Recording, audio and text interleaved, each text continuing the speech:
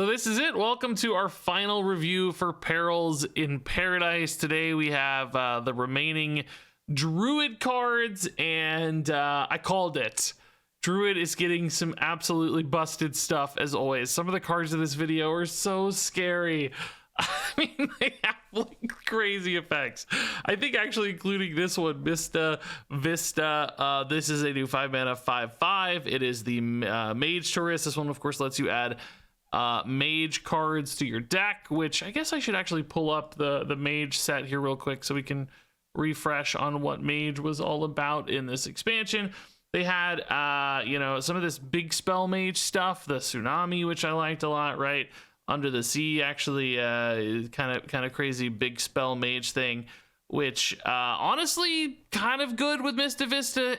And we're gonna take a look at a bunch of good Druid spells in this video as well, because as you can read here with this battle cry, in 3 turns, replay every spell you've cast between now and then. So basically, he's going to give you this like aura type thing on your hero. It's going to be watching, and 3 turns, it's just going to recast all of those spells. So, you know, that could be some like big tsunami stuff. Maybe not perfect if you play this on curve, but, you know, with ramps and so on. Big tsunamis for mage can get replayed with Mista Vista. Or you can replay this card. Increase your maximum mana by 3 and gain an empty mana crystal. So this is not only a wild growth ramp style card, but it also increases your maximum mana by 3. And this can go off, 10 times, I guess, if you theoretically got enough of these. You can just get absolutely ridiculous bonus mana totals. I don't know if they actually set a cap on it or not, but theoretically infinite based on the wording of this. There's no like 20 mana cap like with Guff. So yeah, you could just like immediately shoot up to 20 plus max mana. Of course you have to actually get there still. It's just the amount, you're only increasing your ramp by 1, so it would take you a while to catch up to that. But in theory, ton of extra mana. There's this which gives you like extra mana crystals on an immediate turn following, and then there's this, which is this crazy big spell, choose thrice. So you get to maybe draw some cards, gain some armor, or refresh some mana crystals. So more like big payoff spells basically here. Oh, I didn't even mention this one, Hydration Station. I don't know that this will go with that necessarily because this is kind of a second archetype with taunt stuff. But in theory, another big 8 mana spell here to resurrect some taunts. And, those are just 3 examples of all the various amazing spells the Druid has access to. And then you got the bonus spells and mage from this set thanks to the tourist. And I think that's just crazy. It just seems so good to me. Of course it is on a bit of a delay, right? It takes a while for this card to pay off, but it's going to pay off in such an enormous way. Not to mention, Druid does not seem to have trouble surviving. Class with plenty of armor gain, for instance. We're going to see a bunch of taunt stuff. There are various packages with, if you play like a dragon package alongside of that, you can get 5 for lifesteal and a big taunt. We know Druid can stay alive through a lot of things. So I don't actually think this is all that risky that it's this delayed. Not to mention, this is a 5/5. We've seen some of these tourists come down with such bad stats for cost, and obviously playing a 5-mana 5/5 is not exciting in and of itself, but it's not like a 3/5, for instance. It's just complete garbage for its cost, which I think some tourists have had examples of those really bad stats. So unlike the warrior tourist we looked at yesterday, which is also a 5/5, that one has basically no impact on the game at all ever, unless you go all the way to fatigue. But this is a 5-mana 5/5 at a base that just has this potential crazy impact, game-winning sort of impact, replaying, who knows how much mana worth of stuff in a few turns. So to me, that actually just looks very, very good. I think this is scary in so many different packages. And it doesn't have to be big spells, by the way. I teased big spells, but like small spells are also insane with this. There's so many good little spells, as long as they kind of work when cast, without like targeting and stuff. As long as they're generating value, ramping you, whatever it is, right? There's just so many great sort of spells for this card. So really, it feels like super flexible. It gives you access to mage, which is insane. Really big payoff on this one. They didn't punish its stats necessarily.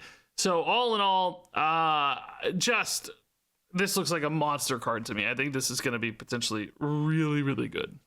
So let's talk about these spells. We got New Heights, 3-mana spell. Increase your maximum mana by 3 and gain an empty mana crystal. So another maximum mana sort of card in the vein of the Guff Hero card that would set your maximum mana up to 20. This, of course, can push you to 13, then 16, 19, etc. There's also the like audio amplifier guy, I think he's called, we have in standard that can like push you to 11 first. That card does say set to 11 though, so you gotta be careful with the ordering. I don't think you'd want to play both.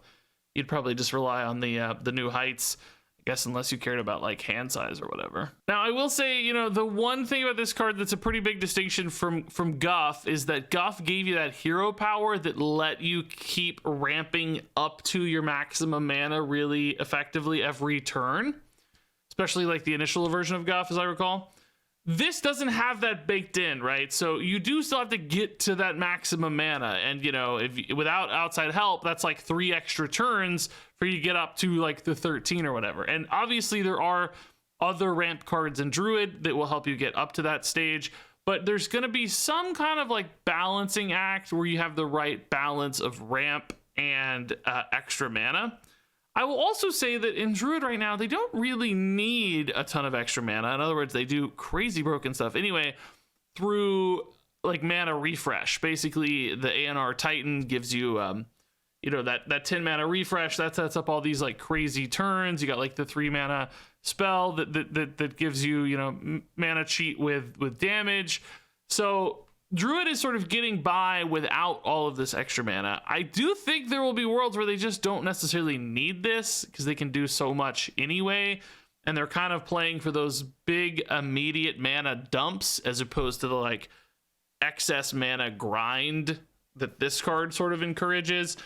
So it's just a question of like how quickly can you get up to these higher totals. You know, are you running the crystal card? You know, crystal cluster is one big ramp way to get it, but then again, like you lose your 3/7s more often with this crystal cluster. So it's like this, you know, advances the finish line, but then you have to fill in the gaps to get up to those mana totals, and that makes me nervous. So I don't know, man. I think it's crazy. Like, I think there will absolutely be decks that need this extra mana for whatever cool combo or thing, and they will play this. But I think a lot of Druids will say, nah, I don't really need it, man. We're gonna get by anyway. We're just doing crazy Druid stuff. Now, that said, I want to reiterate, this is still just a wild growth, and that does make it a little bit less risky. Like, you're still gaining the empty mana crystal off this, so you're still doing your normal ramp stuff.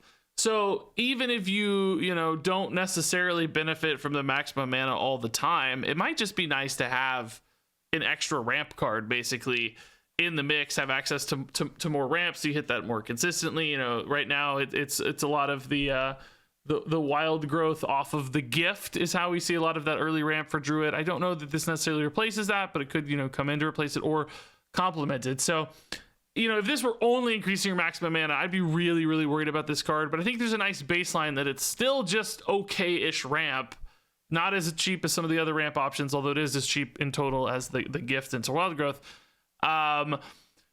So, you know, good baseline. Now, also, this can be played in Warrior. Of course, Warrior has access to Druid cards via their Tourist, and, you know, this is totally unique for Warrior, and I can see maybe Warrior having definitely the ability to grind into this excess mana. You know, they like games to go longer, life gain, armor gain, removal, control, grindiness, right? That does sometimes benefit from all this extra mana, particularly, you know, with stuff like Bran and Highlander Warrior. Like, do you need, you know, extra mana to pull off crazy things to safely play Bran for some late game bombs? Not necessarily, but it could help. And again, this could open up access to cheesy lines that otherwise wouldn't exist. Also, just ramp. Again, it's just a wild growth in Warrior, which helps you play Bran sooner, which helps you play some of those big removal cards sooner. So Warrior and Control Warrior decks in particular, sometimes Highlander Warrior, is looking to fill in the gaps on those early turns. This could actually be a pretty great way to do that. I do think the Warrior Tourist card is kind of bad, but if it opens up access to this, like we said, I gave it 4 stars for a reason. It's like, hey, even if that card itself sucks, if I get things like New Heights, maybe I'm much happier. So in essence, okay, solid, you know, solid baseline ramp, crazy top end potential that I think is actually probably more useful for Warrior than Druid, but Druid could still find home source. So ultimately, again, I think good card, just maybe not quite as scary in Druid as you might first think as you look at it. Although they'll probably find a way to break it. I just think they're so broken that they may not need this extra broken card. Moving on here to Trail Mix. This is another 2-mana spell. Nature, gain 2 mana crystals next turn only. And yeah, this actually looks really, really good to me.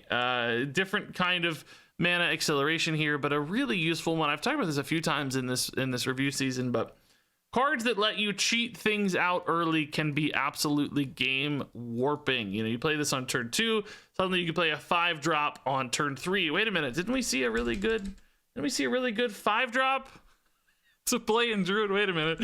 And it's really not like the only one, right?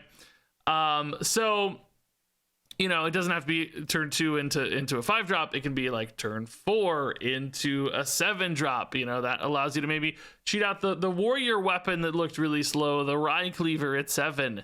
It could be turn, 5. You play this, you weave it in, and then you've got 8 mana on turn 6 to play your Bran in warrior on turn 6 again, right? So you can see the ways this lets you get things moving and get things rolling much faster than otherwise. Sometimes just cheating out, big taunts, big cards, big spells, more ramp, to use this to cheat out your crystal cluster and just go absolutely crazy from a mana standpoint is really quite possible. And again, there are moments to weave these in early for those bigger swings and payoffs down the road. So excess mana is pretty silly. Also, ways to like duplicate this spell, playing multiples of these. There's a lot of cheese that's possible here with Trail Mix. So this again just looks like a really great mana manipulation card for Druid. God, I just realized while recording the next card, this unlocks Doomkin earlier. You play this on turn 3, you can play your Doomkins on turn 4 or whatever, Good God, dude, I hate Doomkin Druid, and they nerfed the ramp card for Druid, not the Doomkin. So the Doomkin is still gonna be a possibility for Trail Mix. Oh. So next up here we have Sleep Under the Stars, big 7-mana arcane spell. It's pretty cool. Choose thrice, draw 2 cards, gain 5 armor, or refresh 3 mana crystals. So you could use this as a 7-mana draw 6. Probably not the best, but sometimes in a pinch might be worth it. 7 mana gain 15 armor, that's pretty bad. 7 mana refresh 9 mana crystals. It's not impossible that you might want to do that because we saw, like with Mista Vista, just getting spells in the pool can be useful. So, doing that while potentially gaining a little bit of mana, like you start on turn 9, you play a 2-mana spell. You play Sleep Under the Stars for 3 mana crystals 3 times. You're right back up to your full turn, but you got this in the pool, basically. There are some potential advantages in those scenarios for Sleep Under the Stars. And then, of course, there are mixes thereof. And that's where this becomes really intriguing, right? I think the 5 armor might get dropped fairly often, but I think there will be scenarios where it's like, okay, I need to draw like 4 cards, but I don't want to use, the full 7 mana, so I'm going to take the 3 mana refresh, and then I've got like a 4 mana draw 4. Or even better, sometimes you might just be draw 2 and refresh 6. And you're like, man, okay, that's actually pretty good. Draw 2 cards and refresh 6. That's a 1 mana effective draw 2. And in a pinch, if you need to do things with those drawn cards, this allows you to do that. Now, keep in mind, this has to be played after turn 7 or post 7 mana, which for Druid is like turn 3, I guess. So it's not like you're able to do all this early. You can't actually spend 1 mana early to draw 2 cards, but in the late game this does offer some of that interesting flexibility.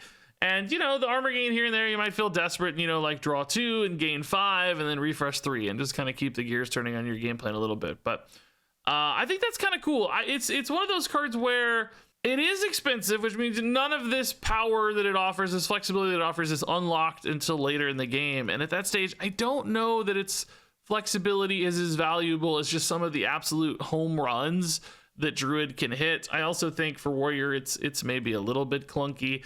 Ramp always confuses these sort of cards because it's like, you're doing all of this actually much, much earlier. And in some of those instances, it feels it feels pretty nice. But you know, you're also just comparing it against other 7 mana stuff, and there are a lot of good big cards available in Druid in those instances. So I don't know, man. I think it's pretty cool. It's pretty solid. I wouldn't be shocked at all if this popped into some lists here and there, but I don't think this is going to be necessarily like a staple. It is pretty good off Mista Vista too, but again, it's competing against a lot of great cards, and just, you know, there are so many options to run that this might fall to the wayside in a lot of decks. So moving on here to Hydration Station. That's a big 8 mana spell. Resurrect your 3 highest cost taunt minions. And we did see that taunt location for Druid revealed early in the expansion reveals. Hiking Trail lets you get some taunt cards. We're also going to see the Bouldering Buddy here. 7 mana, 6/7 rush taunt that gets cheaper as you ramp. Well, not as you ramp. After you've ramped, it gets cheaper. Better way to say that. And the Tortolan Traveler here, another taunt that draws you another taunt. So Druid is getting a bit of a little taunt cycle here. This also has some taunt stuff, but doesn't really interact quite as interestingly. This is more like on board, which these aren't the best taunts to resurrect. Clearly, probably more dragon support, really. So, you know, there is a taunt package coming together in Druid. Now, that said, I don't actually think this is going to get there necessarily in Druid. I don't know that they have quite enough stuff to fuse all of that together. This is a nice big spell. You know, you can Mista Vista it potentially. That could maybe give you another excuse to pull in some taunt things. But I do think this makes a lot more sense in Warrior. This is actually pretty crazy card potentially in Warrior, which does have a lot more taunt. We saw taunt stuff yesterday. Taunt hand buff is looking like it's going to have just this critical mass of great options. And then you're talking about, you know, maybe resurrecting a monstrosity off your Hydration Station. Suddenly, this becomes more interesting. And all of these really high cost cards in Warrior look a lot better when you consider, you know, the ramp possibilities that exist. You can cheat all of this stuff into play a little bit faster with this kind of ramp taunt Warrior, ramp Warrior. I didn't think I'd be saying those words. It's terrifying. But here it is. Keep in mind, this can also go in Warrior, which could pay off the ramp and be a great taunt. The minion types are also kind of relevant in Warrior as well. So I do actually kind of see this as more of a payoff for a like taunt Warrior deck where, you know, you kind of just have that nice mix of big crazy threats, and then you just occasionally play this to create that monster board stabilization. And with the monstrosities in particular, these boards become game ending threats immediately. You know, that's 2 6/9s plus whatever other big things. And then the real elephant in the room for this card is Ziliax. Of course, this is a great way to resurrect some of those silly unkillable Ziliax options with the Divine Shield and Poisonous and Taunt and Brush. So, you know, just resurrecting a Ziliax alone might be good enough for this card. Like, people just spend that amount of mana on Ziliax happily anyway. So then you get Ziliax plus other stuff. Like, forget it. That is a huge payoff. That might actually be good enough to make this relevant in Druid, but I still don't think so. I think this is probably more of a Warrior card for now. That said, if Druid gets more taunt support in the future, of course, keep an eye out here, because this is ultimately very efficient. So next up is that Bouldering Buddy we talked about. 7 mana, 6/7 elemental with rush and taunt, and it costs 1 if you have at least 10 mana crystals. So this is one of those really nice stabilizing swing cards for your post ramp game plan. And this does not have to be played in like a taunt synergy deck necessarily. This might just be a reason to go super hard into ramp and make sure that you're going to be able to recover enough in the sort of early to mid game. You know, you fall behind on board, this guy's going to help clean up really well. Take a great trade initially, and then probably leave behind some stats that they have to work through on the taunt side of things as well.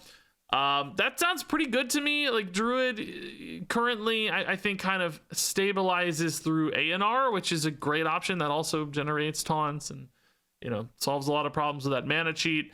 This is something you weave alongside that potentially, or be, you know, a different, more consistent payoff, because you got a couple of these, you know, you need more tools for that.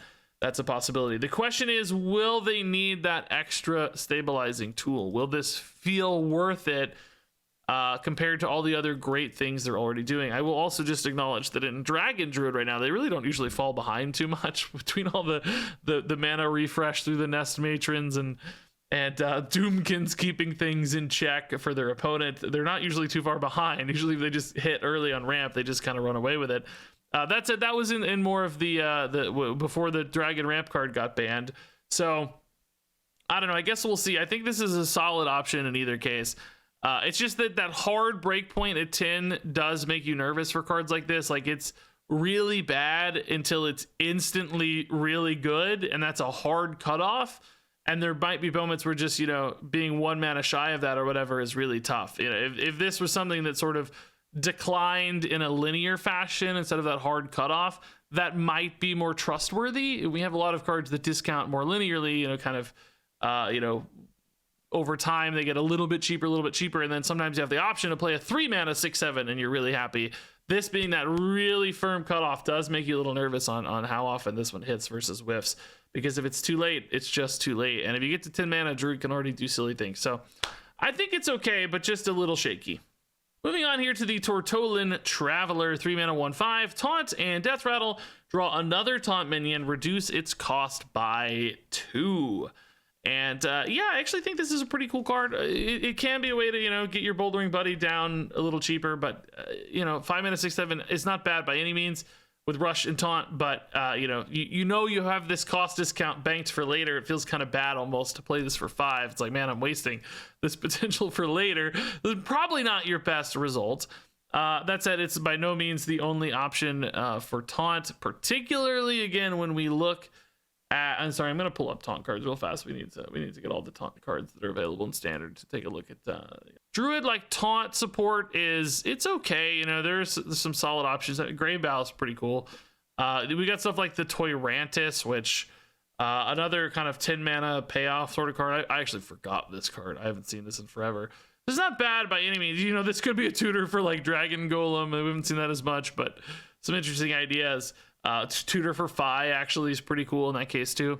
So not bad for Druid, but again, I think Warrior is where this could really shine. In that deck, you're trying to keep Taunts in hand for your potential like hand buff stuff. You want to make sure there's plenty of things in hand. Some of that works in deck, some in hand, I guess. But you just want to keep the hand full of Taunts. This is a little speed bump. Your opponent kind of has to deal with this. The one attack obviously is not going to take any trades, but the goal is just delay and then cheat out a big thing later. Get that monstrosity down a turn sooner. You're going to have some removal in the meantime, hopefully to clean up any leftover stuff that's traded into this or whatever. So I think it's just a better natural fit for Warrior in that Taunt hand buff game plan. This seems like it would be a really good inclusion there. Probably a card that doesn't make quite as much sense in Druid to me. So our final card here is the Dozing Dragon, a 5 mana 3/5 dragon, dormant for 2 turns.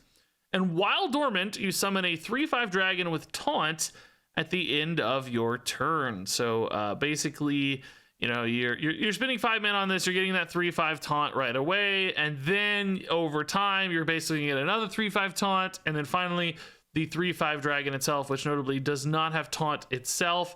But all in all, I guess 3 bodies here. That's 9/15 in stats for 5. And I kind of like that. It is a lot of stuff, but I just have to say it's sort of a trickle for what Druid is capable of. It just, to me, doesn't really feel like it keeps up with what Druid is capable of. Even, if you're playing this a little earlier, thanks to some wild growths and stuff, clearly the sooner you get this down, the better. But right now they're just going like Nest Matron into Awesome Thing, and they've already got some nice 3 attack 4 health taunts in those cases, but they're just like pushing that faster and accelerating it as opposed to kind of trickling it out. And I don't know that the trickle here is going to feel worth it. Like, obviously you can play this after a Desert Nest Matron. It is another dragon that could fit into the Dragon Druid shell, which we don't really know where that's going to land, by the way. The whelp got banned, and it's apparently going to come back nerfed later, so I don't know exactly how Dragon Druid's going to shake out. But ultimately, this just looks a little too, you wouldn't call it a long-term game plan because it's only a few turns, but for that model of deck, I just don't think it accelerates enough, and I don't think the payoff is fast enough. We talked about like a 3-turn, payoff for Mista Vista, but I think this is going to be an insane 3-turn payoff. Like, yeah, you have to wait 3 turns for the payoff, but it's crazy when it happens. Whereas this is that little trickle that's just kind of annoying, kind of just gets in the way a little bit, but I'm not sure it's big enough. So ultimately it's hard to say, man, this is so like efficient, 9/15 for 5, multiple top bodies. There is an efficiency argument clearly, but It's just focused on how synergistic and how big and how swingy Druid is. I don't know that this helps. It might fall a hair short, but I don't hate it. I don't hate it. So all that said, let's go ahead and rate these cards from 1 to 5 stars. Mista Vista is a 5-star card. New Heights is a 4-star card. Trail Mix is a 4-star card. Sleep Under the Stars is a 3-star card. Hydration Station is a 4-star card, mostly in Warrior. Bouldering Buddy is a 3-star card. Tortolan Traveler is a 4-star card. Dozing Dragon is a 3-star card. Yeah, there you go. That's the Druid set. I think some of this looks so scary, man. They just do such big, crazy, decisive sort of things. 100 mana Druid incoming. I don't know, man. Share your thoughts on all these cards down below. I also want to know what you guys are most excited to play now that we've seen the full Perils in Paradise set. I think I'm going to do some videos for the theory crafting stream. I'll be playing early, so I'm curious what you guys want to see, what you want to play, what you're most excited about. That said, thanks as always for watching. Thanks for joining me on this long review journey, and until next time, game on.